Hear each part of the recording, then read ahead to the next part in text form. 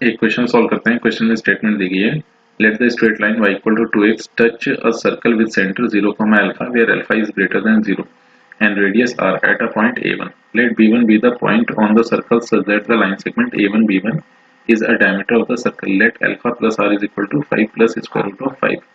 Then match these columns. तो अब यहाँ पर अपने पास एक सर्कल दिया गया है और इस सर्कल का सेंटर दिया गया है 0, अल्फा और साथ ही साथ सर्कल की रेडियस r दी गई है जो कि इस line 2x minus y plus 0 equal to 0 को टच करती है। तो अब यहाँ पर एक प्रॉपर्टी यूज कर लेते हैं सर्कल के सेंटर से। अब वो बात ये थी कि ये जो लाइन सर्कल को टच कर रही थी तो इसका सीधा सा मतलब ये हुआ कि सर्कल के सेंटर से अगर इस स्ट्रेट लाइन पर कोई परपेंडिकुलर ड्रॉप करेंगे तो सर्कल की रेडियस के इक्वल होगा। अब यहाँ पर ये जो लाइन देखी वो सर्कल की टेंजेंट गिवन थी तो इस प्रॉपर्टी को हमेशा सेटिस्फाई कर रही होगी। तो अब अगर यहाँ से देखा जाए 0, अल्फा से लाइन की परपेंडिकुलर डिस्टेंस तो ये हो गया ट्वाइस ऑफ 0, फिर माइनस का अल्फा प्लस 0 वो तो खत्म ही हो गया, फिर अपने पास आ गया स्क्वायर रूट ऑफ 5 और ये आ गया मॉड ये रेडियस r के इक्वल देखने को मिल रहा होगा। तो फर्दर अगर इसे सिंप्लीफाई किया जाए तो यहाँ से अपने पास mod of minus alpha is equal to r root 5 आया। तो यहाँ से r को लिखा जा सकता है, इनफैक्ट अल्फा को लिखा जा सकता है यहाँ से r स्क्वायर रूट ऑफ 5। और एक कंडीशन अपने पास और गिवन थी कि alpha plus r is equal to 5 plus root 5 दिया गया।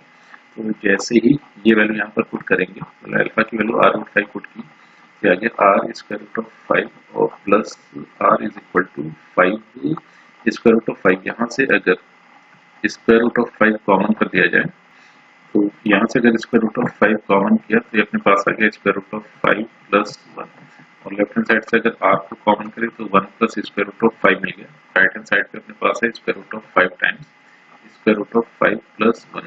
दोनों तरफ से स्क्वायर रूट ऑफ 5 कैंसिल हो गया, मतलब 1 plus square root of 5 cancel हो गया तो r की वैल्यू यहाँ से आ गई स्क्वायर रूट ऑफ 5। अब जब r की वैल्यू अपने पास स्क्वायर रूट ऑफ 5 आ चुकी है तो अल्फा को यहाँ पर 5 लिखा जा सकता है जैसे r की वैल्यू यहाँ पर पुट की। तो इस तरह से अल्फा और r की वैल्यू अपने पास आ चुकी है। तो अल्फा अपने पास 5 गिवन था तो यानी कि p जाकर 4 पर मैप हो जाएगा और r अपने पास स्क्वायर रूट ऑफ 5 गिवन था तो q जाकर r पर मैप हो जाएगा। फिर कंडीशन अपने पास ये थी कि सर्कल तो ये जो स्ट्रेट लाइन दी गई है that is y equal to 2x, इसका सेंटर अपने पास गिवन था 0, अल्फा, तो सेंटर अपने पास हो गया 0, 5 और रेडियस की अगर बात की जाए तो रेडियस इसकी मिल रही है स्क्वायर रूट ऑफ 5। तो अब ये लाइन कुल मिला के इस सर्कल को A1 पॉइंट पे टच कर रही थी। तो अब सिंपल सा एक काम ये किया जा सकता है कि इस लाइन को अगर देखा जाए तो लाइन की स्लोप तो अपने पास 2 गिवन थी तो यहाँ पर नॉर्मल की स्लोप अपने पास -1/2 देखने को मिलेगी और नॉर्मल की इक्वेशन यहाँ से लिखकर नॉर्मल और ये जो टेंजेंट देखिए इनका पॉइंट ऑफ इंटरसेक्शन पता कर लेते हैं जिससे A1 के कोऑर्डिनेट्स अपने पास आ जाएंगे।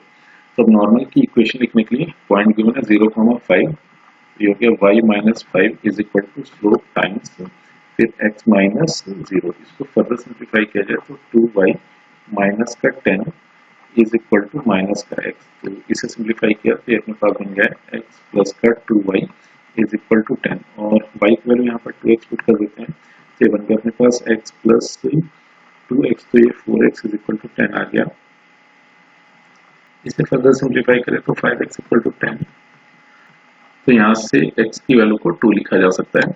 अब x की वैल्यू अपने पास 2 आ गई तो इस हिसाब से अगर देखा जाए मतलब फर्दर अगर ना भी सॉल्व किया जाए तो a1 या फिर ऐसे बोले कि a1 की वैल्यू 2,4 होगी तो इस तरह से r 5 पर आकर मैप हो गया। फिर भी अगर चाहे तो y की वैल्यू यहाँ से 4 लिखी जा सकती है क्योंकि y अपने पास 2x गिवन था। अब अपना ऑब्जेक्टिव ये है कि b1 इवेल्युएट किया जाए। कंडीशन ये थी कि a1 b1 डायमीटर दिया गया है तो कुल मिला के अपने पास इस लाइन की इक्वेशन आ चुकी है। अब ये सर्कल को b1 पॉइंट पे कट कर रही थी तो इसके लिए सिंपल सा काम ही किया जा सकता है, मतलब पैरामीटर कोऑर्डिनेट की हेल्प से भी इसको इवेल्युएट किया जा सकता है या फिर सिंपल नॉर्मल की इक्वेशन तो अपने पास आ ही चुकी है, इसको सर्कल के साथ सॉल्व कर लिया जाए। तो सर्कल की इक्वेशन है x माइनस 0 का whole square plus y minus 5 का whole square is equal to radius square और साथ ही साथ नॉर्मल की इक्वेशन अगर देखी जाए तो नॉर्मल की इक्वेशन अपने पास गिवन थी x plus 2y is equal to 10। तो यहाँ से एक काम ही कर लेते हैं कि कर देते हैं इस गिवन इक्वेशन में। तो x की वैल्यू आ गई 10 माइनस का 2y, तो ये 10 माइनस का 2y इसका होल स्क्वायर हो गया, फिर प्लस y माइनस 5 का whole square is equal to 5 देखने को मिला। तो इसका जैसे दोनों तरफ स्क्वायर किया तो ये आ गया 100 प्लस 4y स्क्वायर और माइनस का 40y plus Y square plus का 25 और माइनस का 10y इज इक्वल टू 5। तो ये अपने पास हो गया 4y स्क्वायर, तो सिंप्लीफाई होकर 5y स्क्वायर बन गया 40y और 10y, तो ये माइनस का 50y आ गया और 100 और फिर यहाँ से अपने पास 20 बचेगा, तो प्लस का 120 इक्वल टू 0। 5 से पूरी इक्वेशन को डिवाइड किया तो y स्क्वायर और माइनस का 10y प्लस का 5 और ये आ गया 24। तो इसके दो फैक्टर्स मिल गए, ये दो फैक्टर्स मेरे पास हो गए 6 और y माइनस 4 इक्वल टू 0। तो यहाँ से y की वैल्यू 4 या फिर 6 देखने को मिलेगी।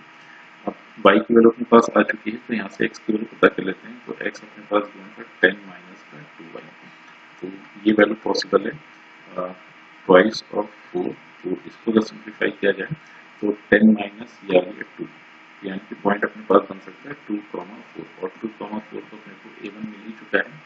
तो फिर नेक्स्ट अपने पास मिल रहा है ट्वाइस ऑफ ये आ गया है 6, तो ये सिंप्लीफाई होकर -2 आ गया, यानी कि जो b1 के कोऑर्डिनेट्स है वो -2,6 देखने को मिल रहा है।